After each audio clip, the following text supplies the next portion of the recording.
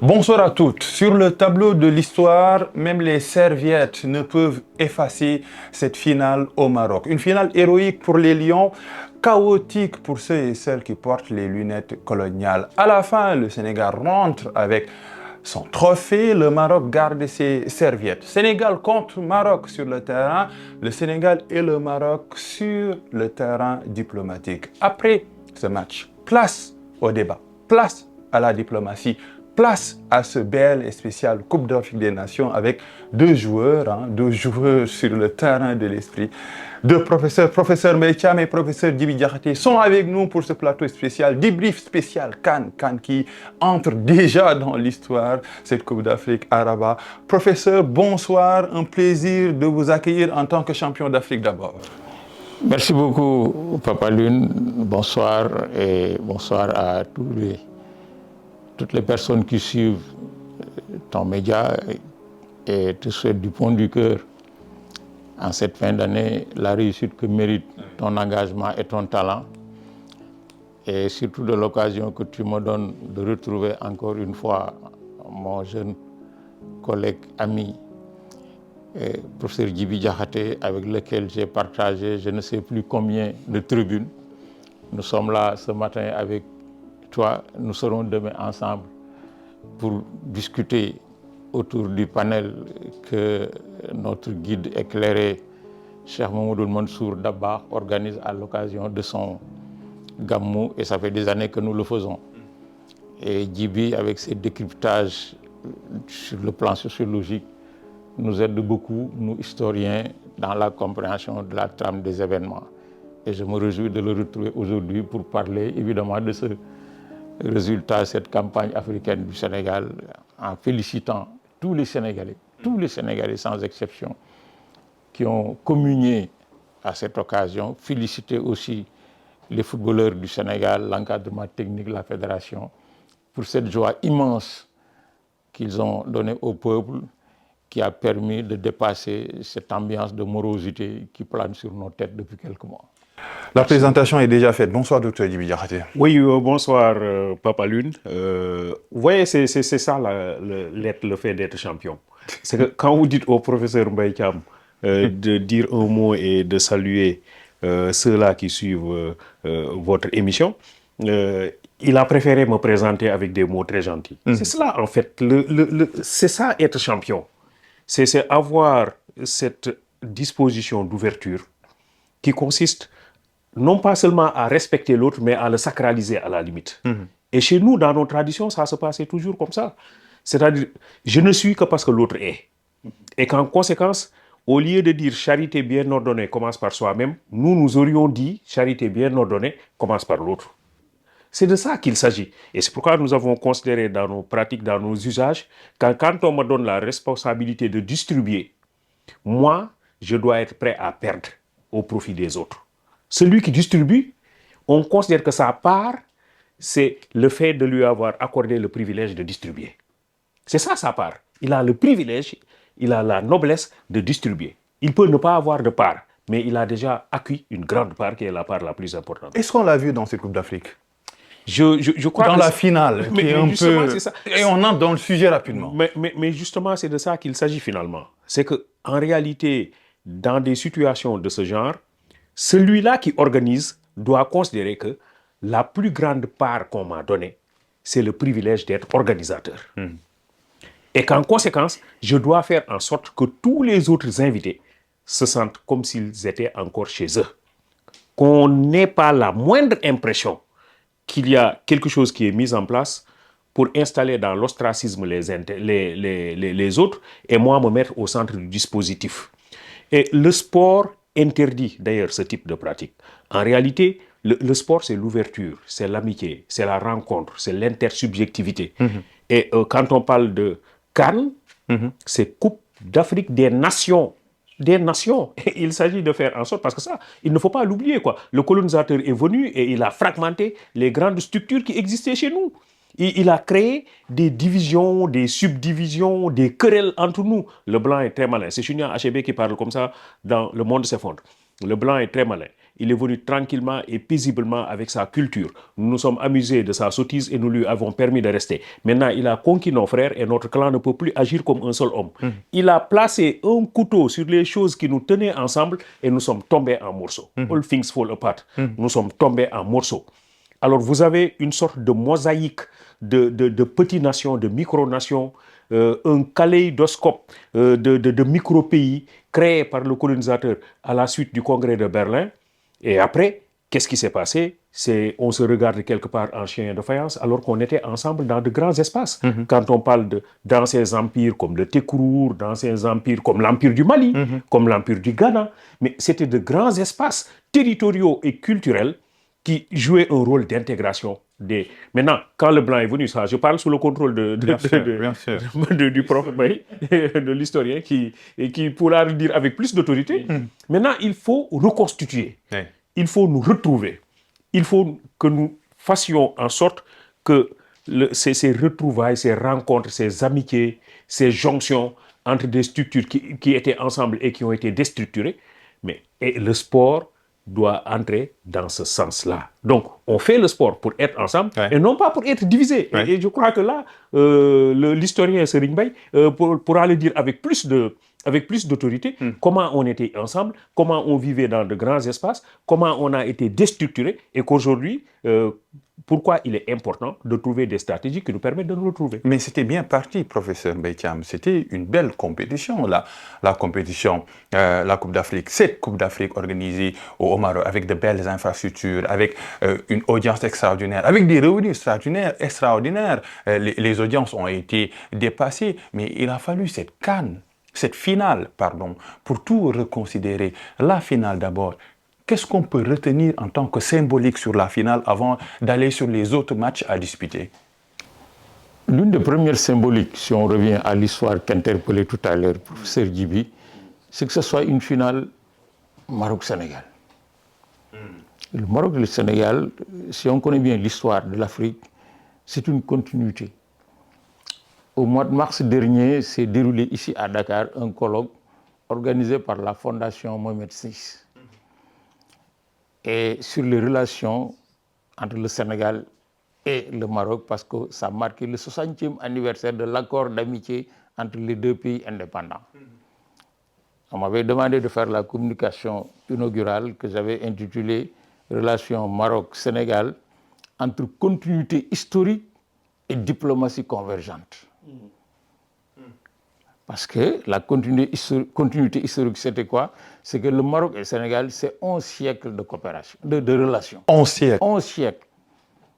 Les premiers Marocains qui sont arrivés sur le fleuve Sénégal à la rencontre de Wardiaby, premier roi dans l'espace sénégalais musulman, sont arrivés au XIe siècle. Et du XIe siècle à aujourd'hui, même sous le régime colonial, le Sahara n'a jamais été une barrière entre le Maroc et le Sénégal. Ça a été plutôt un chemin qui a permis aux Marocains de descendre, de rencontrer les Sénégalais, aux Sénégalais de remonter. Et il se trouve comme par hasard qu'un des guides de l'islam sénégalais, de la Tidjania, algérien d'origine, a fini sa vie au Maroc. Et le Maroc, j'ai écrit dans cet article que j'avais communication que du jour où Cheikh Tidjani a été enterré à Fès, le Maroc est devenu pour nous une partie du Sénégal. Et ce n'est pas pour rien que la diplomatie religieuse dont parle le professeur Bakary Samb est une réalité contingente. J'étais avec lui il y a 2 mois, à peine, à l'université Laayoune au Maroc pour parler de cela.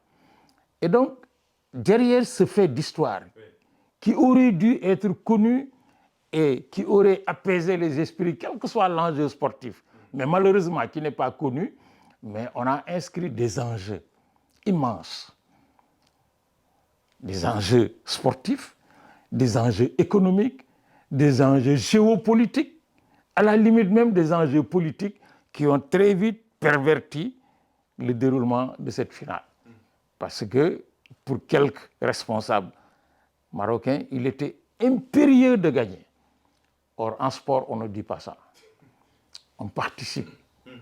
Moi, j'ai été, si je peux dire, éduqué dans le sport par Lamine Diack, qui m'a toujours dit, on va sur un terrain pour gagner, mais on y va en sachant que l'adversaire peut gagner. Et il faut intégrer dès le départ la possibilité que l'adversaire gagne. Et le plus souvent, me disait-il, on exprime ses qualités mieux quand l'adversaire a gagné par le système du fair play. Il faut aller le féliciter, le remercier et communier avec lui.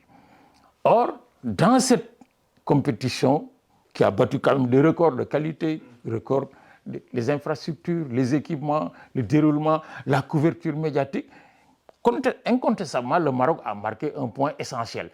Et ça a participé de mieux préparer la candidature du Maroc pour la Coupe du Monde 2030. Mais certains dirigeants et responsables marocains avaient pensé qu'en gagnant par ailleurs la Coupe d'Afrique, ça allait conforter définitivement leur dossier et que ça allait les autoriser pratiquement à tout faire. Et tout faire, c'est que visiblement, incontestablement, en sportif que nous sommes, il y a eu des choses se sont passées. Il y a eu de l'injustice. Il y a eu de l'injustice. Et ça n'a pas commencé avec la finale. Le Maroc est la seule équipe de cette compétition qui a eu le même arbitre VAR sur 5 matchs sur 7. Ce n'est pas gratuit. Les statistiques parlent souvent, quantitativement et qualitativement. Dans ce match, il y a eu, incontestablement, du point de vue de ce qu'on a vu, 2 équipes assez bien préparées, mais la meilleure, c'était le Sénégal, incontestablement. C'est le seul match de cette compétition où le Sénégal a dominé copieusement, le Maroc a été dominé, sur tous les plans. Mais, comme ils ont été préparés à gagner coûte que coûte, et puis il y a eu cet imprévu dans les histoires qui se passe toujours. Si le penalty avait été sifflé très tôt, on n'aurait pas connu l'incident, parce que le Sénégal se serait préparé, mais à rattraper. Si le penalty s'était sifflé longtemps après ce but sénégalais refusé, on n'aurait peut-être pas pu connaître cela. Mais l'un dans l'autre, il fallait précipiter les choses et siffler un penalty 1 minute après avoir refusé un but au Sénégal et un penalty qui, du point de vue sportif, n'aurait jamais dû être, parce que sur l'action, il y avait un hors-jeu flagrant au départ avant le corner, mais a permis aux Sénégalais de gérer à travers l'entraîneur, mais la maxime de Albouri Ndiaye. Laquelle? Boudé Djoté. Albouri avait un cheval de bataille qu'il avait nommé Boudé Djoté. Et quand on dit Lumu Wundu, il dit Koudé Wuldo Gor, qu'on déel yobale sangor. Et l'entraîneur du Sénégal l'a expérimenté. Moi, après avoir passé une trentaine de ma vie sur le terrain de foot, je peux affirmer, du point de vue du sportif, tout simplement, que si l'entraîneur du Sénégal n'avait pas réagi de la manière où il a réagi, on ne serait pas venu avec la coupe. Si on avait tiré le penalty juste après le sifflet, on nous aurait battu. C'est un marqueur historique, ce geste de Pape Thiaw, qui dit non à une injustice et qui demande même à ses joueurs, mais rentrez, ça c'est de l'injustice. C'est au-delà du football, c'est un marqueur historique, ce geste-là. Oui, je trouve que c'est un marqueur historique qui va nous interpeller sur les vertus du sport. Parce que je crois qu'il y a des principes. Le sport aussi, c'est des vertus, c'est des principes, c'est une éthique. En réalité, c'est l'altérité, c'est l'empathie, c'est le respect de l'autre, c'est la communion. Le sport, c'est cela. Et je crois que c'est rappeler que, attention, il y a des principes que nous devons respecter. Et lorsqu'on sort de ces principes-là, on s'installe dans l'injustice. Et que donc, il faut lutter contre l'injustice. Quand vous regardez l'évolution du football, au départ, les gens pouvaient jouer sans arbitre. Il n'y avait pas d'arbitre, du tout. Les 2 équipes se faisaient face quand quelqu'un fait un coup franc, etc. Il sait qu'il l'a fait. Et les 2 équipes s'arrêtent. Ça se passait comme ça. Après, vous voyez, avec la détérioration des valeurs, la chute des valeurs les unes après les autres, on a dit quand même il nous faut un arbitre. Et après, on a eu un arbitre. Juste un arbitre, qui était l'arbitre principal. Le maître du jeu. Le maître du jeu. C'est un seul arbitre. Après, plus tard, on s'est rendu compte que, bon, avec un arbitre, il y a des soucis. Il nous faut quand même des arbitres des flancs, qu'on a appelés au départ des arbitres de touche. qui étaient là avec l'arbitre. Donc, ça fait 3 arbitres. À un certain moment, on a dit, attention, même ça, c'est pas suffisant. Il nous faut des arbitres derrière les buts. Parce qu'il est arrivé que les filets soient défaillants ou des choses comme ça. Le ballon est sorti. Donc, il nous faut quelqu'un qui soit derrière les buts. Le quatrième arbitre. Oui, un quatrième arbitre. Après, on a dit, même ça, c'est pas suffisant. Il nous faut la VAR. Tu vois, en fait, cette évolution montre quelque part aussi le fait que les vertus du sport sont en train de se corroder ou sont en train d'être remises en cause. C'est l'homme lui-même qui, dans son rapport avec son semblable, est en train de mettre plus l'accent sur la ruse, sur le jeu d'intérêt personnel et a tendance à fouler aux pieds un certain nombre de principes moraux qui constituent la base de toute pratique sportive. Donc je crois que c'est un élément important que de dire attention, il nous faut revenir aux vertus du sport. C'est ça, le geste de Pape Thiaw.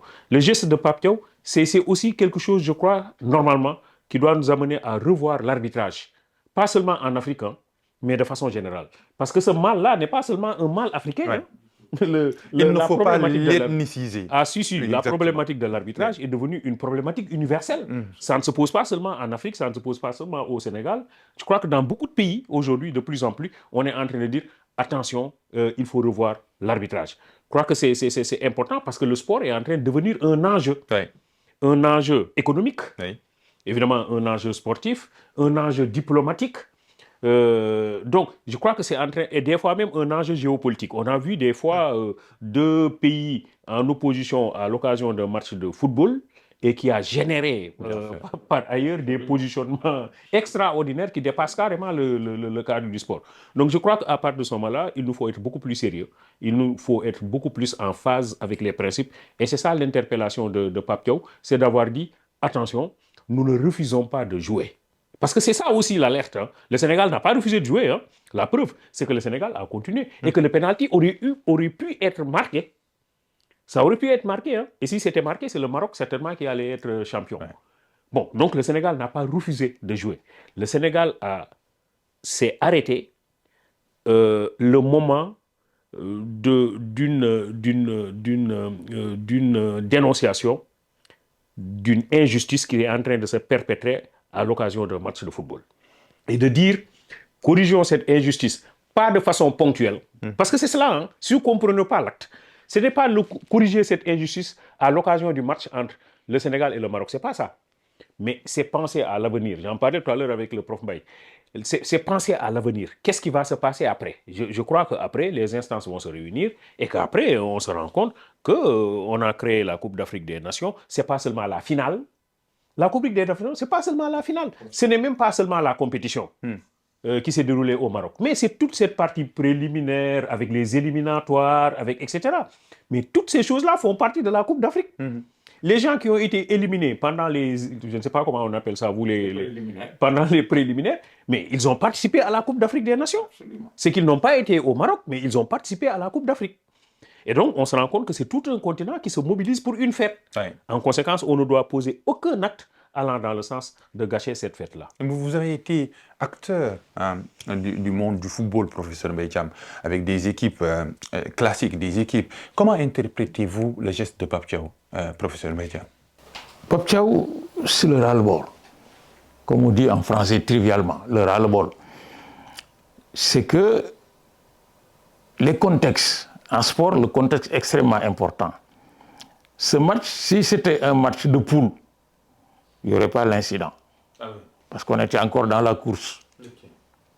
On était encore dans la course. C'était un match de poule. Tout le monde a vu et constaté, en tout cas la plupart des gens qui sont sincères et honnêtes, que ce penalty n'aurait jamais dû. Mais on aurait laissé passer. Mais c'est une finale. Or, une finale de Coupe d'Afrique, c'est une finale continentale. Et le football n'est plus seulement ce jeu entre 22 jeunes qui courent derrière un ballon. C'est aussi un marqueur social, un marqueur politique pour les pays. Il y a des pays qui se font à la dimension de leur sport. Si le Qatar a organisé la Coupe du Monde, mais c'était pour partir du football, pour pousser vers le monde entier une certaine image d'un pays de réussite, pour cacher sûrement des choses ici et là. Et donc l'un dans l'autre, il y a un contexte qui peut laisser passer des manquements. Il y a un contexte dans lequel, quand on est imbu de ce que Djibi a appelé tout à l'heure les vertus du sport, on ne peut pas laisser passer. Parce que ce serait de la complicité. Si Pape Thiaw avait laissé passer ce truc, j'estime qu'il aurait été complice de ceux qui ont tramé ici et là des combines pour faire gagner quelqu'un malgré les vertus du sport. Parce que le sport, c'est un facteur de dépassement, capacité de dépassement, non pas physique. Je me souviens encore, un grand entraîneur du Jaraaf m'a dit un jour, aucun être humain n'est capable de courir pendant 90 minutes. Autour de 50, 60 minutes, tout le monde est fatigué. Oui. Mais on puise dans ces dernières réserves d'un point de vue moral, d'un point de vue éthique, d'un point de vue ceci, cela, pour arriver à tenir jusqu'à la fin, surtout qu'il y a quelque chose derrière. Les jeunes Sénégalais nés en France, en Europe et à travers le monde, qui ont parcouru le monde et qui sont venus jouer, la mobilisation d'il y a quelques jours restera pour eux à jamais leur adhésion, le marqueur de leur adhésion définitif à leur société. L'accueil populaire qu'on a réservé aux Lions. Et donc ça veut dire quoi? Ça veut dire qu'à un moment donné, il faut savoir dire on arrête et on fait le point. On n'a pas, comme a dit Djibi tout à l'heure, et c'est ça qui est juste, mais décidé d'arrêter. Mais la preuve que le marqueur a été bien mis sur le moment. Quand les joueurs sénégalais sont en partie sortis, qu'est-ce qui empêchait l'arbitre d'arrêter le match et de déclarer le Sénégal forfait? Il a tergiversé. Les délégués de match étaient là. Ils auraient pu, mais impartir au Sénégal un délai autour duquel vous revenez jouer, vous ne revenez pas. Ils ne l'ont pas fait. Et ça c'est la preuve qu'ils ressentaient les uns et les autres quelque culpabilité. Et puis en plus, il a arrêté le match, il a sifflé la fin du match avant la fin. Avant la fin. Quand il a sifflé la fin, il restait encore 2 minutes. Oui, parce qu'il était perturbé, l'arbitre. Et autour de lui, tous les officiels perturbés. Mais parce qu'il y avait quelque chose de coupable en chacun et on a essayé de gérer le contentieux en attendant. Parce que c'est 16 minutes, plus de 10 minutes qui sont écoulées entre la 98e minute et la reprise du jeu. Et l'arbitre, en pareille conscience, devait, avec le délégué de match, avertir la délégation sénégalaise que vous avez X temps de jeu. Si vous ne revenez pas, j'arrête le match. Et si on arrête le match, le Sénégal est forfait. Ouais. Mais ça aurait été la goutte d'eau pour faire déborder le vase. Et je pense qu'en jouant sur les vertus du sport, c'est-à-dire la rigueur, la valeur intrinsèque qui gagne et rien d'autre, mais Pape Thiaw a imprimé là un acte qu'on ne peut pas juger à travers des règlements. Oui, aucun joueur n'a le droit de quitter le terrain, aucune équipe. Ça, c'est. Oui, mais on est chroniqueur, on n'est pas toujours comme Baïcham, quitte à se faire mal, mais remonter à certaines valeurs essentielles.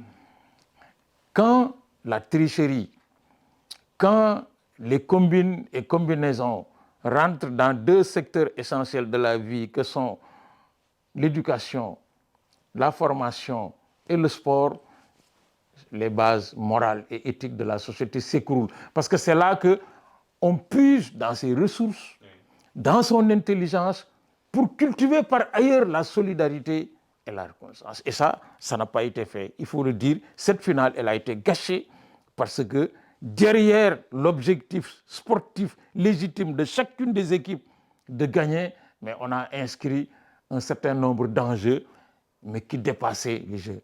Et Pape Thiaw, je ne sais pas qu'est-ce qu'il a inspiré, il a puisé dans ses ressources, et moi, j'ai dit de manière très claire, à sa place, j'aurais demandé aux joueurs de sortir, tout en sachant que le match se reprendrait. Et quand le match se reprendra, le fait d'avoir créé cet incident remet les pendules à l'heure. Si on laisse tirer le penalty, on perd la coupe. Or, on était allé chercher la coupe. En tout cas, il a été un artisan de ce sacre, Pape Thiaw, aujourd'hui, hué à l'étranger, adoré à l'intérieur. Il y a des leçons de vie dans cette finale. Il y a la leçon de Pape Thiaw face à l'injustice. Il y a la leçon de la jeunesse qui s'est alliée avec les sages, pas de conflit de génération. Mais il y a la leçon surtout de la persévérance, de la patience d'un homme qui s'appelle Sadio Mané, qui a été applaudi, qui devient maintenant une légende. Derrière l'histoire de ce sacre, il y a l'histoire d'un homme, Sadio Mané. Vous êtes sociologue, professeur Djibi Diakhaté. Comment analysez-vous tout cela? Quelqu'un qui est parti de rien, de Bambali aujourd'hui, qui tourne sur le monde. Oui, je crois qu'il y a plusieurs leçons à apprendre de cette affaire-là. Je crois que Sadio Mané, vous avez raison de le dire, c'est la persévérance, c'est l'engagement, c'est l'endurance. On a parlé des vertus du sport. Et les vertus du sport sont incarnées par des acteurs. Et Sadio Mané, c'est cela. Donc considérer qu'on est à la périphérie de ce pays, qu'on est né dans cet espace-là, qu'on a grandi dans un certain contexte de dénuement, de difficultés matérielles, etc. Mais que malgré tout, à force de persévérer, on en arrive aujourd'hui à être une des identités remarquables en matière de football, tout au moins, et ça peut dépasser le football à une échelle mondiale. Ça me semble être un élément excessivement important. Mais l'autre élément qui me semble important aussi, c'est les modèles. C'est que Sadio Mané aussi s'est donné un modèle. Il voulait en arriver quelque part. Mais c'est important aussi dans l'éducation de nos jeunes qu'on passe à des modèles. Je crois que même au niveau de l'équipe nationale, il y a un certain joueur qui, depuis la tendre enfance, dit qu'il veut être comme Sadio Mané. Bien sûr. Et qui se coiffe comme Sadio Mané. Je ne sais pas comment il s'appelle. Il y a un joueur qui se coiffe. Voilà, oui, c'est Sabali. Mais c'est bien ça. Quand on est dans une perspective, moi je suis étudiant par exemple à l'université, mais je dis le professeur Mbaye Thiam, c'est mon modèle. Pourquoi le modèle doit façonner l'apprenti? Mais parce que justement je me dis, cette personne-là, elle s'est battue pour en arriver là. Jean Guiton est allé rendre visite, c'est un célèbre philosophe français, il est allé rendre visite à des enfants de classe de 5e secondaire. Oui. Et les élèves lui posaient des questions. Une élève lui a dit, monsieur le professeur, je veux savoir qu'est-ce que je dois faire aujourd'hui pour être comme toi demain. Alors lui, il était perturbé par cette question. Et il dit à l'élève, sincèrement, je n'ai pas de réponse à cette question-là, mais si vous me permettez, je vais me retirer et une semaine après, je reviendrai après avoir réfléchi, vous donner ma réponse. Alors il est parti une semaine après, il est revenu dans la classe. Et il a dit, où est l'élève qui avait posé la question? La jeune fille s'est levée, il lui dit, est-ce que tu peux reprendre la question? La jeune fille lui dit, qu'est-ce que je dois faire aujourd'hui pour être comme toi demain? Oui. Et le professeur Jean Guiton lui dit, ce que je suis aujourd'hui, je l'ai été quand j'avais ton âge.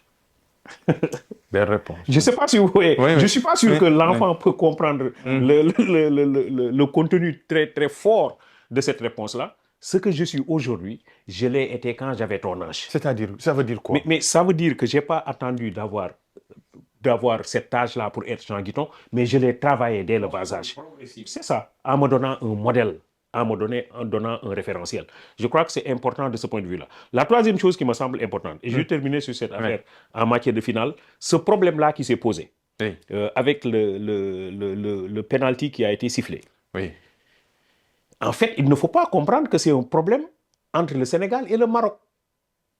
Non, c'est un problème entre les sportifs et l'arbitrage. C'est-à-dire que le Maroc va être sur les mêmes positions que le Sénégal. C'est ça qu'il faut comprendre.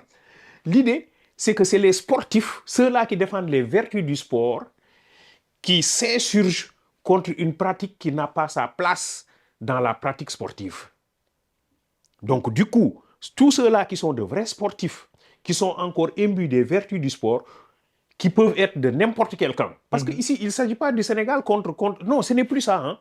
Et je crois qu'aujourd'hui, de plus en plus, on a vu beaucoup de personnes qui connaissent même pas le Sénégal, qui disent, mais non, attention, aujourd'hui, il s'agit de dénoncer une pratique qui n'a pas sa place dans l'activité sportive. C'est aussi simple que ça. Hein. Donc, ça n'oppose pas deux pays du tout. Ça n'oppose pas deux équipes. Ça n'oppose pas deux camps. Parce que c'est ça, il ne faut pas croire qu'il y a le camp des gagnants, des vainqueurs, et le camp des perdants. Non, dans cette affaire, le seul perdant, c'est celui qui n'a pas compris que le sport a des règles et des principes. C'est celui-là le seul perdant. Et celui-là, il n'est pas perdant pour être molesté. Il est perdant pour être rééduqué. C'est ça la vertu du sport. Parce qu'on peut faire des écarts. Et c'est pourquoi on vous donne un carton rouge pour sortir. C'est une façon de dire, non, vous n'êtes pas gommé de la pratique, mais allez vous faire une introspection et revenez parmi nous. Qu'est-ce qui s'est passé? Khalidou Koulibaly, on ne lui a pas donné un carton rouge. Ben, on lui a donné un carton rouge. Il a aidé le jeune qui était tombé à se relever. Et après, il est allé saluer l'arbitre et il est sorti. Mais il est revenu après. C'est ça le sport. C'est-à-dire que quand on fait une contravention, je ne sais pas moi, quand on fait une chose qu'on ne doit pas faire, on est sanctionné, mais la sanction est une forme d'éducation. Et Sadio Mané, c'est cela. Il en est arrivé à un moment où certains ont dit que Sadio Mané est fatigué.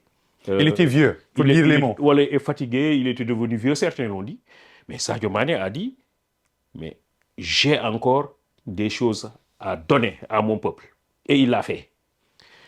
Il l'a fait, les gens ont dit, il faut que tu restes. Il dit, c'est le moment pour moi de partir. Ça signifie quoi, Mais ça? c'est important, cette affaire-là. C'est le moment pour moi de partir. Et il dit, c'est ma dernière canne. Oui. C'est ma dernière canne. Mais je vais accompagner l'équipe jusqu'à la Coupe du Monde. Oui. Mais ça, c'est grand, en fait. C'est-à-dire que Sadio Mané est quelqu'un qui sait partir au moment où il le faut. Il n'est pas parti quand on l'a hué. Il est parti quand les gens l'ont plébiscité. Et ça, c'est important. Et je crois que c'est une façon de dire aussi que je suis à peu près sûr que la relève est là. Il a dit, je vais accompagner l'équipe. Donc, on a préparé une relève, on a été avec des jeunes. Parce que c'est ça aussi, la leçon de cette équipe. C'est qui? C'est les Gana Gueye, c'est les Koulibaly, c'est les Mendy, Oui. c'est les Sadio Mané. Mais derrière, c'est qui? C'est les El Hadj Diouf, c'est les... Ibrahima Mbaye. Non, El Hadj Diouf, ancien de 2022. Ah oui. De 2002. C'est El Hadj Diouf, Fadiga, c'est les Lamine Fadiga. Diatta. Mais est-ce que cela, les gens l'ont lu? C'est la présence. C'est une succession, Mais c'est par ça, étage. c'est une façon de dire que nous avons été là, nous avons fait notre mission. Aujourd'hui, nous sommes retirés, mais tout en étant avec vous. Et cette connexion va continuer. Il arrivera un jour où Sadio Mané, Gana, etc. vont être là. Et que sur la pelouse, on va voir les Ibrahima Mbaye, on va voir, etc. Et il arrivera un jour où ces gens-là seront... C'est ça que Platon appelle la coopération verticale. Platon dit qu'il y a deux types de coopération. Une coopération horizontale, c'est quand des contemporains échangent des services. Je fais quelque chose pour toi, tu fais quelque chose pour moi. La coopération verticale, c'est quand des ancêtres laissent un héritage à leurs descendants. Et cet héritage, il n'est pas seulement un héritage matériel, c'est aussi un héritage immatériel. Regardez quand le Brésil joue, vous voyez la culture brésilienne qui est mise en exergue. Quand le Brésilien joue, il danse la samba. Oui. Quand le Sénégalais joue, il a parlé tout à l'heure de Albouri Ndiaye, on sent un patrimoine culturel. Et c'est pourquoi c'est important de revenir à la culture. Et c'est ça, c'est le sens du combat de des personnes comme le professeur Mbaye Thiam, c'est travailler à comprendre que la culture, c'est ce qui doit guider nos actes au quotidien et dans tous les secteurs d'activité. L'économie, le sport, la justice, dans tout ce que vous voyez, il y a la culture qui doit être derrière. Et cette culture, c'est d'abord et avant tout le patrimoine que nous avons, nos traditions, nos croyances, nos usages, nos coutumes. C'est cela qui doit se manifester à travers le sport. Professeur, on ne peut pas ne pas en parler. C'est cette fameuse canne aux serviettes, professeur Mbaye Thiam. C'est quand même... C'est de la superstition. Ça signifie quoi? Ça fait plus même de buzz que notre... Avant de venir sur ça, j'aimerais rebondir sur ce que Djibi a dit par rapport à Sadio Mané. Oui, Sadio Mané, oui. Moi, j'ai regardé le match avec mes enfants et mes petits-enfants. Et à la fin, je leur ai dit, il n'y a aucune contradiction de portée principielle entre l'acte de refus de jouer de l'entraîneur et l'acte d'engagement de jouer de Sadio Mané. Pourquoi? Les deux sont dialectiquement liés. Ce que Sadio a fait, ça apparaît comme le respect du règlement. Mais en réalité, ça, pour moi, c'est le respect des vertus du sport. Et ce que l'entraîneur a fait rentre exactement dans la même moisse. Les deux sont dialectiquement liés. Djibi a dit tout à l'heure, le sport, c'est des règles et des vertus. Oui. Les règles, c'est un règlement. On écrit, tu ne dois pas faire ça, si tu fais ça, ça on respecte. Les vertus, mais c'est des considérations de valeurs morales, éthiques, sociales, culturelles et tout. Et tout cela, mais transparaît derrière la personnalité d'un garçon qui s'appelle aujourd'hui Sadio Mané. On ne peut pas comprendre son comportement depuis des années, depuis qu'il est à la première, à la page, si on ne l'analyse pas d'un point de vue global, Sadio Mané, tout ce qu'il fait, ses comportements, sa dévotion vis-à-vis de sa société, mais ça prouve qu'il sait d'où il vient et il sait ce qu'il a fait. Dans ce pays, le leadership est tellement galvaudé, dans tous les sens du terme, que certains croient que c'est le leader qui fait le peuple et non l'inverse. Ma conviction d'intellectuel, c'est que c'est une société, un peuple qui fait des leaders, qui synthétise dans son évolution des éléments de valeur, de qualité et qui les représente à travers des personnes. Ça peut être des leaders politiques, des leaders religieux, des leaders culturels. Et Sadio Mané, c'est ça. Sadio Mané, c'est une espèce de produit achevé de cette Casamance qui est la société la plus métissée du Sénégal. Une société des règles de générosité et de partage. Une société non éclatée comme les sociétés à royaume. C'est la seule société au Sénégal où il n'y a pas de caste. Dans toutes les autres sociétés, on stratifie les gens, on marque. C'est pourquoi quand il s'est trouvé, ce garçon riche, il n'a pas voulu qu'à Bambali, sa famille apparaisse comme une incongruité dans la société. Il partage ce qu'il gagne avec tout le monde. Dans d'autres cadres sociaux au Sénégal, ce ne serait pas la même chose. Parce qu'on est stratifié. Et ça, c'est ce qu'a dit Djibi en disant, c'est notre culture. Si on n'apprend pas ça, si on ne pénètre pas ça dans le cœur de l'extrême majorité, à défaut de l'unanimité des Sénégalais, on n'ira pas vers le progrès auquel on tend. Par ailleurs, pour revenir à ta question, si l'équipe du Maroc ou certains parties de l'équipe du Maroc se sont tellement dépensés dans cette affaire de serviettes, c'est que cela marquait deux choses. La première, c'est qu'ils n'étaient pas sûrs d'eux-mêmes. C'est un aveu de faiblesse. Parce que sur un terrain de foot, on court derrière le ballon. On ne court pas derrière des serviettes. On court derrière le ballon. On le maîtrise, on le tient, on domine l'adversaire et on gagne. La deuxième chose, c'est que le doute a créé chez eux un esprit pratiquement mystique. C'est ça. C'est quand on doute de ses capacités qu'on pense à d'autres formules, d'autres possibilités de gagner sans dominer. Et du coup, une équipe qui a peur sur le terrain considère que même un oiseau qui vole autour du stade est envoyé par l'adversaire pour me faire perdre. Et cette histoire de serviette, évidemment, la seule chose que je garde de plaisant dans cette affaire, c'est que ça crée dans les réseaux sociaux une sorte qui fait de créativité. Il y a une forme de créativité autour de ça, et ça peut s'arrêter là. Parce que sinon, il n'y a rien. C'est comme pratiquement quand on voit des matchs de Navetan et que les gens font tout pour arracher le sac du gardien. On dit que le gardien a enterré quelque chose, il faut le sortir. Seules les équipes qui ont peur, moi je le dis, et je le dis devant un média qui enrichit, j'étais pendant une dizaine d'années secrétaire général du Jaraaf, et donc coordonner toutes les activités, toutes les sections, je n'ai jamais été.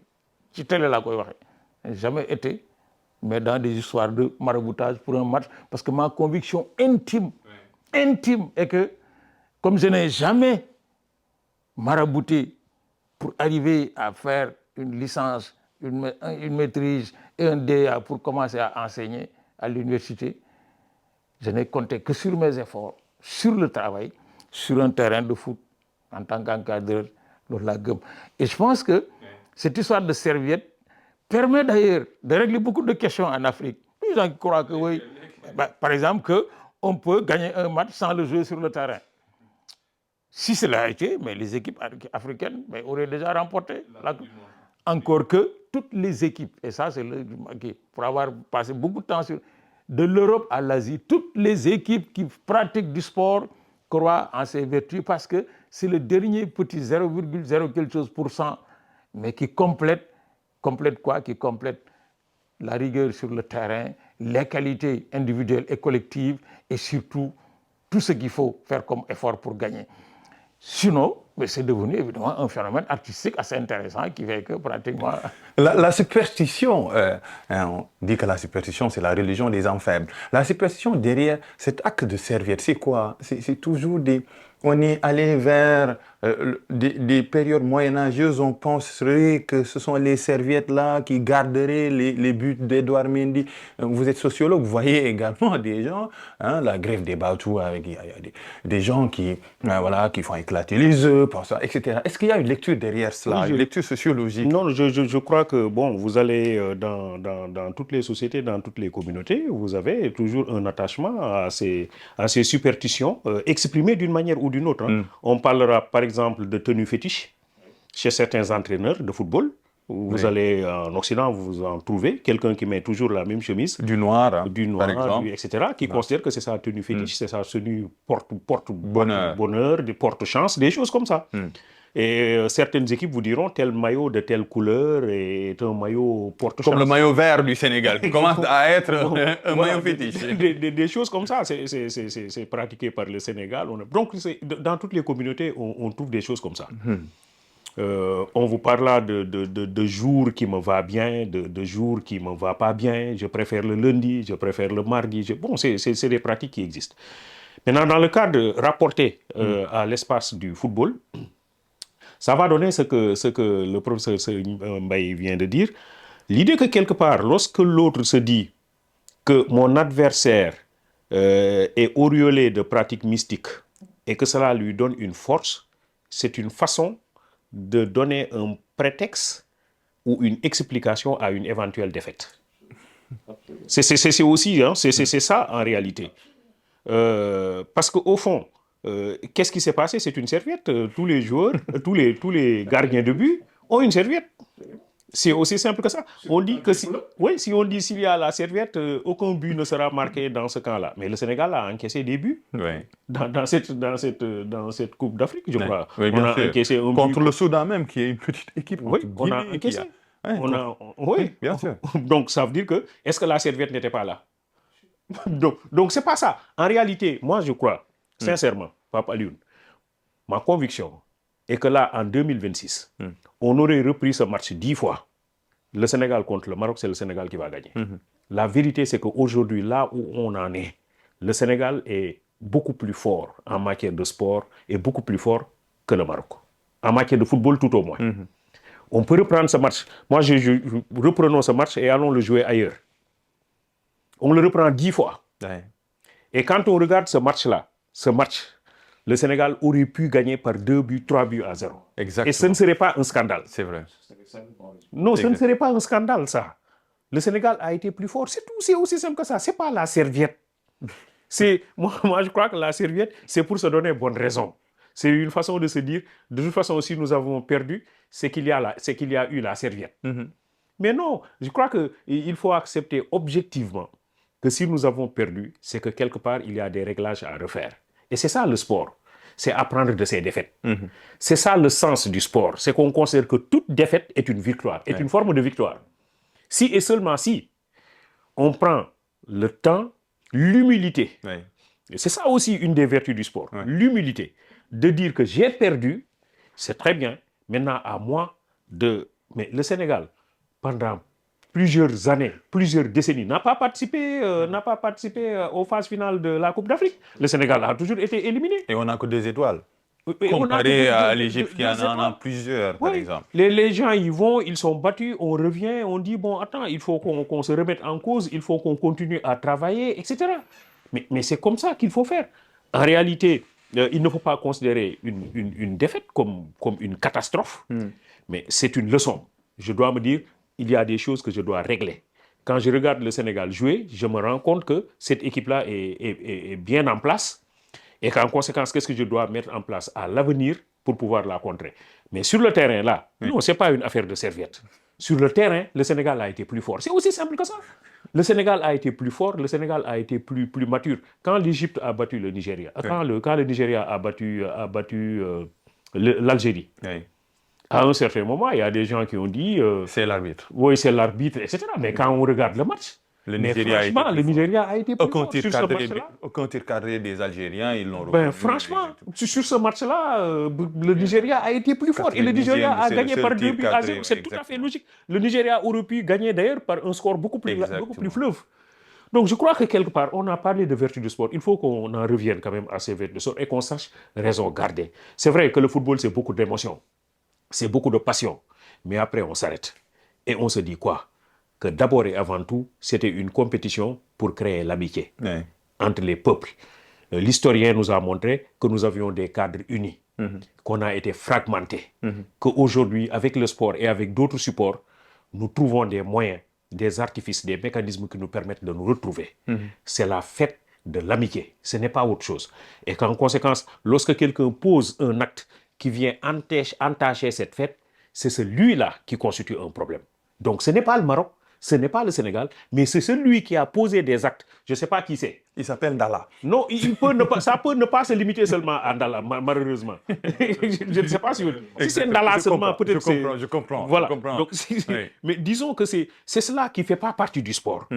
C'est un match de football entre deux équipes. C'est l'équipe qui est la plus forte qui doit l'emporter. C'est aussi simple que ça. Et ça a été le cas. Continuons sur les autres matchs pour finir cette émission, professeur Mbaye-Thiam. C'est le match diplomatique maintenant que les acteurs politiques sont en train de jouer. Le Premier ministre qui a fait une publication avec son confrère du Maroc. Il y a même le roi Mohamed VI qui a fait une tribune pour dire que maintenant que cette compétition ne doit pas entacher les relations entre Africains. Aujourd'hui, on doit jouer la carte de l'apaisement parce que vous disiez tout à l'heure que la relation entre le Sénégal et le Maroc date de 11 siècles. Est-ce qu'aujourd'hui, c'est la diplomatie, c'est balater, c'était que du sport? Mais c'est ignorer le poids de l'histoire. Or, le poids de l'histoire s'impose. Qu'on en soit conscient ou pas, que de penser que un match de football, quelle que soit son intensité et son enjeu sportif, peut remettre en cause les relations entre le Maroc et le Sénégal. C'est possible. C'est ma conviction. C'est ma conviction. Et ce n'est pas un vœu. Je considère par rapport à ce que je sais des relations entre le Maroc et le Sénégal que cette histoire sera dépassée. Maintenant, il y a des choses qui se cachent derrière, à titre individuel, à titre structurel par rapport à des institutions qui grouillent dans le sport. Et surtout par rapport à la volonté de quelques gens à vouloir coûte transformer exclusivement le sport de haut niveau en activité business. Et sur cette question aussi, on pourra revenir un autre jour si c'est nécessaire. Mais le Sénégal et le Maroc, c'est autre chose qu'un match de football, quelle que soit son intensité. Quand nous avons eu l'indépendance en 1960, le premier directeur de la coopération s'appelait Sakali. C'est un Marocain d'origine, né à Saint-Louis, d'une mère wolof et d'un père sénégalais. L'un des premiers directeurs généraux des impôts et domaines du Sénégal, Makhtar Diouri, né d'une mère wolof et d'un père sénégalais. Marocain. Et ça, je pourrais multiplier, parce que je connais. Moi, je vis depuis 30 ans avec une Maroco-sénégalaise qui est partie au Maroc le lendemain de la finale avec un passeport sénégalais. Elle est d'une des plus grandes familles de Fès. Mais c'est la 4e génération dans sa famille au Sénégal. Ensuite, le Maroc sait depuis toujours que son premier appui indéfectible en Afrique subsaharienne, c'est le Sénégal. C'est le Sénégal qui a travaillé à ce que le Maroc qui a quitté l'Union africaine revienne. Nous sommes le principal appui diplomatique du Maroc. Les Sénégalais, la plupart, sinon tous les Africains, mais la plupart des Africains rentrent au Maroc avec un visa. Il n'y a jamais eu de visa de Sénégalais réclamé pour entrer au Maroc et vice-versa. Pendant 25 ans, le Maroc a entretenu un ambassadeur du Royaume du Maroc au Sénégal naît à Saint-Louis. Ah oui. Oui. Qui m'a téléphoné hier soir pour me féliciter. Il est rentré au Maroc quand il a pris ça. Pendant 25 ans, il est né à Saint-Louis. Sa maman est enterrée à Saint-Louis. Donc l'un dans l'autre, nous avons là des relations d'histoire qui ont tissé des proximités qui font qu'aujourd'hui, beaucoup de Sénégalais qui aspirent à les respecter, l'un des 5 piliers de l'islam, le pèlerinage à la Mecque, dit je passe par Fès avant d'y aller ou je passe par Fès au retour. Et nous considérons, nous, Sénégalais, Fès comme une partie du Sénégal. Tous les quartiers qui s'appellent Fas dans l'ensemble des villes et villages du Sénégal, c'est en référence à... Ah bon? Ah oui, c'est une déformation de Fès. Fas. Et il y en a dans pratiquement presque tout. Ça veut dire quoi? Ça veut dire que quelqu'un a dit ce matin quelque chose que j'ai noté. Il a dit, la diplomatie, là, il n'y a pas besoin de truc. Un coup de fil entre le khalife général des Tidjanes, le président de la République du Sénégal ou son premier ministre et une délégation du Sénégal politique comprenant une partie de la délégation de Tivaouane, de Medina Baye, qui règle le problème définitivement. Et la première, le communiqué du roi, certains disent, oui, si le communiqué n'est pas très explicite. Non, c'est parce que c'est le premier communiqué. On ne met pas tout de suite dans une période aussi sensible, mais tous ces atouts dans la même corbeille. Et hier soir, après le communiqué du roi, qui a communiqué? Le khalife de la Tidjania de Fès a sorti un communiqué pour évoquer pourquoi il ne peut pas y avoir sur un match de football une tension allant jusqu'à la rupture en quoi que ce soit entre le Maroc et le Sénégal. Pour dire quoi? Pour dire que le football, évidemment, est extrêmement sensible aujourd'hui. Parce que, à la limite, c'est une espèce de comprimé pour adoucir les difficultés de la vie. Dans tous les pays du monde, quels sont ceux qui vont au stade? Mais c'est les pauvres et les moins pauvres qui remplissent les stades et qui, à travers le football, expient toutes leurs difficultés. Eh bien, ces gens, à un moment donné, évidemment, ils dérapent parce que c'est la dernière ressource qui leur reste.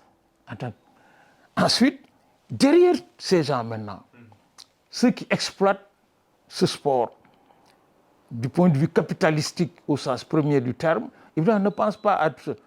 Mais il faut beaucoup faire attention parce que quand on pense aux investissements marocains au Sénégal, le Maroc et la Côte d'Ivoire, c'est l'un des 2 pays où les Marocains sont le plus installés du point de vue économique. Et dans des secteurs clés, les finances, la banque. Ensuite, pourquoi? Mais parce qu'au Sénégal, c'était prédestiné. En Côte d'Ivoire, il a fallu se battre. Au Sénégal, c'est tout à fait normal. C'est tout à fait normal. Et je pense donc que la diplomatie va très rapidement prendre le relais. Oui. Et après, on se rendra compte que entre un patron de la CAF qui est sous la coupe d'un patron de la FIFA, qui tous les deux ne jouent que sur le chapitre de l'argent, mais ils vont être rattrapés par des réalités historiques qui, elles, sont contingentes et ne changeront jamais. Maintenant, ça a été un coup, comme on dit en rugby, il faut valider l'essai. Valider l'essai, comme a dit Djiby tout au départ, c'est on a marqué le coup, mais il ne faut pas s'arrêter à marquer le coup. Il faut, au-delà du coup, faire le toilettage, faire le nettoyage, faire en sorte que les leçons soient véritablement tirées, que personne ne puisse dire sur un terrain de football, sur un terrain de basket, sur un terrain de handball, où on peut, derrière les coulisses, tirer les fils et faire gagner le moins bon. Ce match, moi j'ai fait du sport, je suis autour du football depuis 50 ans, on l'aurait joué, comme a dit Djiby, 10 fois, le Sénégal aurait battu le Maroc 10 fois. On a tardé à gagner parce que l'intensité d'un match, il faut l'avoir vécu pour savoir, d'une finale. Une finale, ça se joue à plus de 30% avec les tripes, avec la conscience. Mais moi, je suis persuadé que à partir du 26, quand la commission mixte Sénégal-Maroc va se réunir, en dehors de la France, le Maroc est le 2e pays qui reçoit le nombre d'étudiants sénégalais dans le monde. En dehors de la France. Et puis, probablement, avec ce qui se développe en Occident, on va les dépasser. on va les dépasser. Moi, j'ai participé à coordonner un programme de coopération internationale dans le domaine où j'enseigne à l'université, qui nous était proposé, qui disait le Canada vous engage, choisissez un pays. On a choisi le Maroc. Et pendant 10 ans, on a travaillé avec le Maroc autour de ce programme, échange d'enseignants, échange d'étudiants, échange de ceci, manifestations.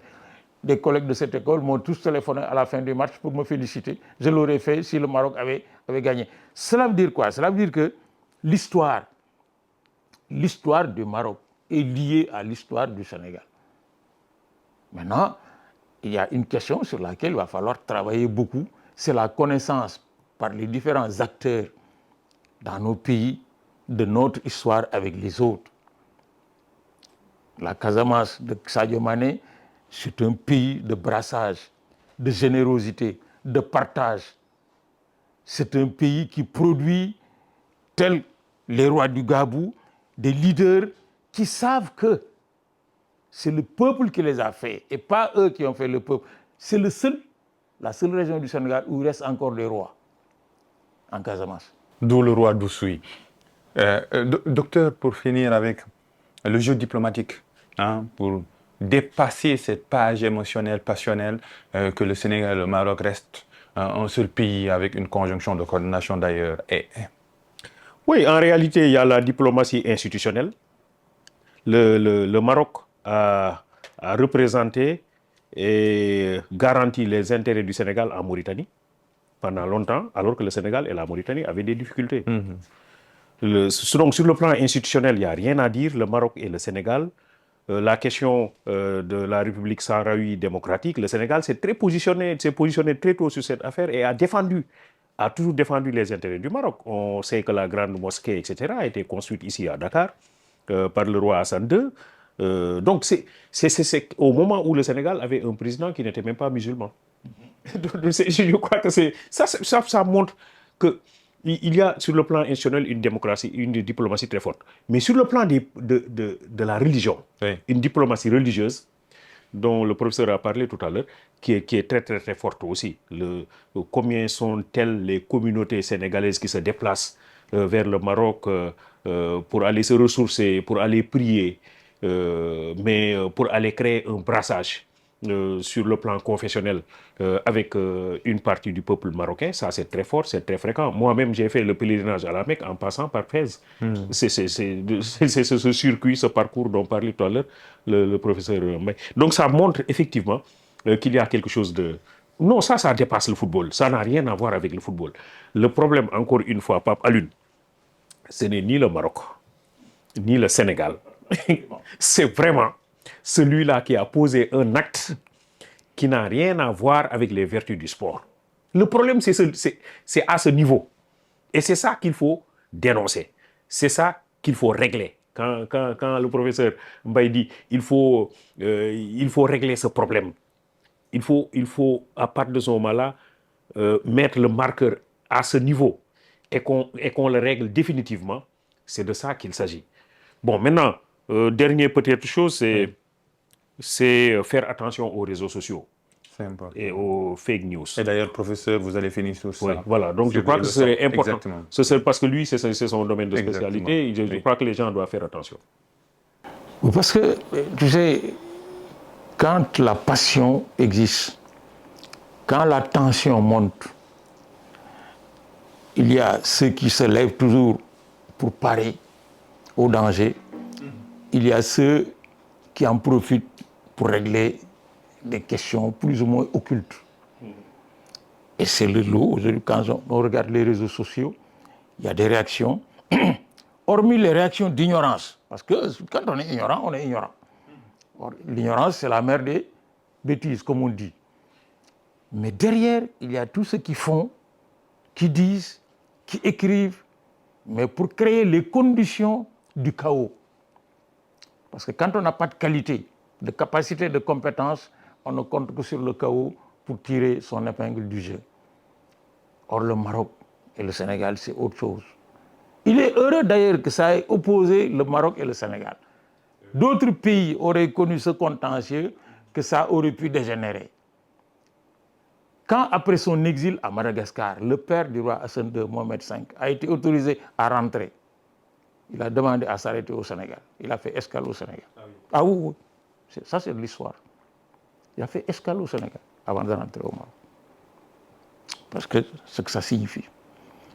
Le roi Hassan II a été fait docteur honoris causa pour la première fois en Afrique, au Sénégal, dans l'amphithéâtre de la faculté de médecine en 1964, quand il est venu systématiser sa participation à la construction de la grande mosquée de Dakar. Et au cours de cette cérémonie de docteur honoris causa, il n'a pas écrit un discours. Il a dit que pour parler du Maroc et du Sénégal, on n'écrit pas, on laisse son cœur parler. Il a donné d'ailleurs à vous, philosophes et sociologues, à cette occasion, une merveilleuse définition de la culture, en parlant de la dimension culturelle. Donc, la culture, a-t-il dit, c'est l'humilité face à ce qu'on sait et l'ambition face à ce qu'on voudrait savoir. L'humilité face à ce qu'on sait et l'ambition face à ce qu'on voudrait savoir. Devant le poète président Senghor, ça dit ce que ça veut dire.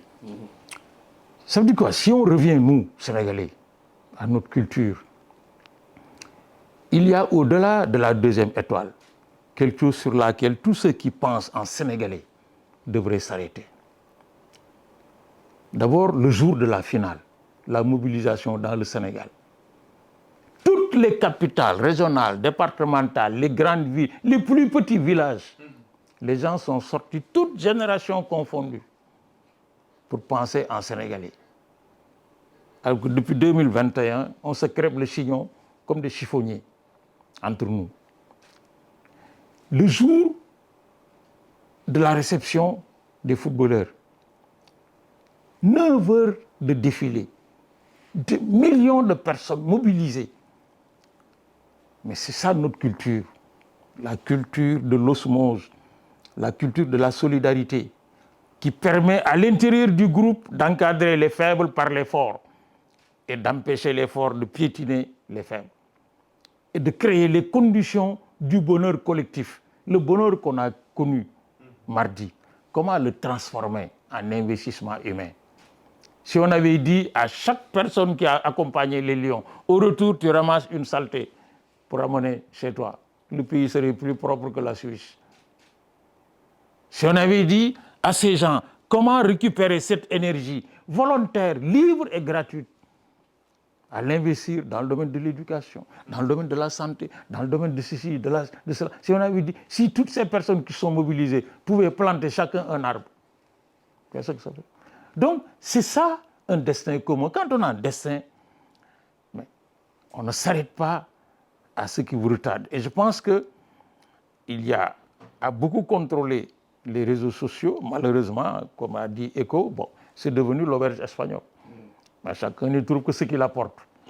Mais une qualité ne vaut pas un mal. La qualité est supérieure en valeur et en poids au mal. Et c'est ce qui a...